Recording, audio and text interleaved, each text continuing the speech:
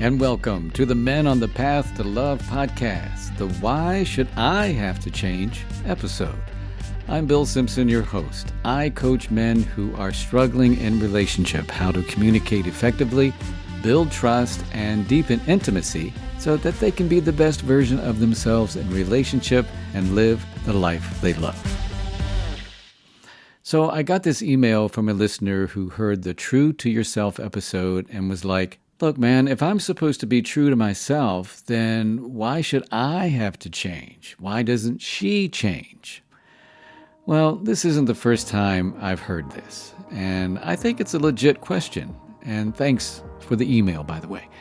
You see, being true to yourself doesn't necessarily mean that you don't make changes about yourself. It means being true to what's important to you, your higher self, what really matters to you, your values, right?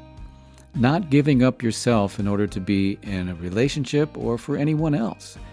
So if it's important for you to make changes to be a better you for yourself and for your relationship, then you are being true to yourself.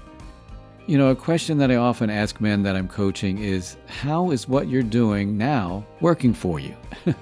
and I don't mean that in a smart aleck way. I ask them to just think about how much they're struggling in their relationship. You know, think about the feedback you might be getting or maybe have gotten over the years, and whether what you're doing now is helping the relationship get better. And if not, then does it make sense that you may need to make some changes? And you know, my guess is that the simple fact that you're listening to this podcast tells me that you're looking to make a change. And that's a beautiful thing. Because if you're waiting around for your partner or your spouse to change without you making any changes, well, good luck. You have no real control over whether your partner or spouse changes. All you have control over are your own actions. Author Mike Robbins sums it up in the title of his book, Nothing Changes Until You Do. And this was inspired by his counselor, who basically told him that it doesn't work trying to control and manipulate relationships, thinking that if they changed to be like he wanted, then all would be okay. And to quote Mike, he says, by letting go of our insatiable desire to fix, change, and control everyone and everything around us, we give ourselves the space to focus on the true source of our own happiness, success, and fulfillment, ourselves. Yeah, I mean, it's got to come from ourselves.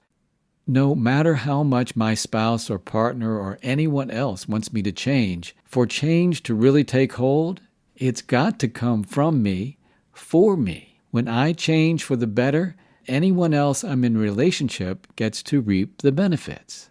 I know for me, it wasn't until I was ready to embrace change that my life opened up in ways that I couldn't have imagined. What wasn't working for me was repeating the same old ineffective patterns, staying stuck in the rut of playing the victim, and not willing to see that the change that I wanted to see in others was really the change I needed to make within me. It was only after heading towards a deep dive into depression that I realized that it was time for me to make a change. You see, I was a divorced, single parent going through a major career change at the time with drastic financial and lifestyle changes. Man, I was scared, and I was unsure of how I was going to manage. I was feeling really sorry for myself, feeling stuck in this deep, dark pit, I called it, and not really knowing how to get out. And I was starting to isolate for fear that everyone could see right through me, that I wasn't the happy, carefree person that they thought I was. All I knew was that I didn't want to feel this way and be in this space. Then one day, it just hit me, almost like a miracle. I had to make a radical change, that not only did I have to show up for my daughter as a single dad, most importantly, I had to show up for myself. Like the Michael Jackson song says, I had to take a look at the man in the mirror and make a change. And that's when I committed to a lifetime doing whatever it takes to grow and be the best me and for all of my relationships. It takes a lot of courage and strength to make that commitment to yourself, to be on the path to loving yourself, to change, to grow, to living the life you love. So, going back to the question from the email I got asking, why should I have to change? Why doesn't she change? Well, I hope the answer is clear.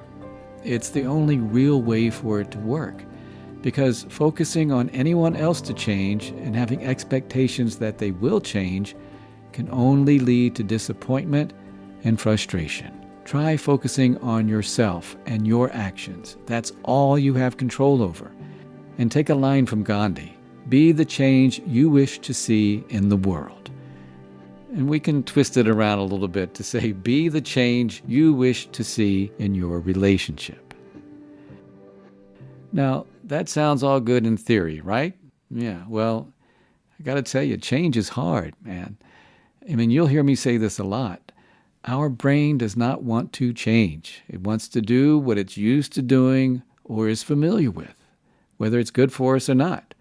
That's why it takes commitment, effort, and perseverance to make the change. The more you practice, the easier it gets. And even when you take a step back, that's okay.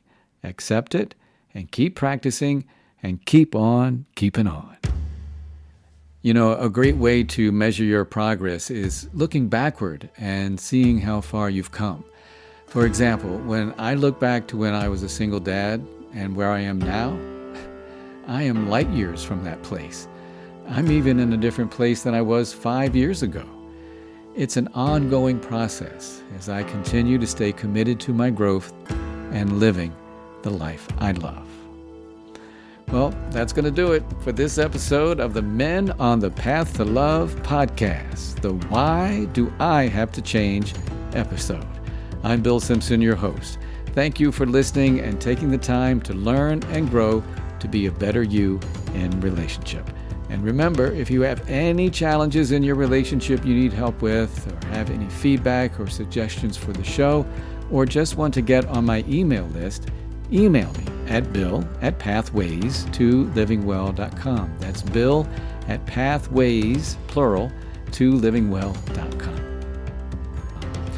Got a question for you. When you confront your spouse or partner, does he or she get all defensive and push back? Well, make sure you check out the next episode of the Men on the Path to Love podcast, the Art of Confrontation episode. And until then, keep your heart open and stay on the path to love.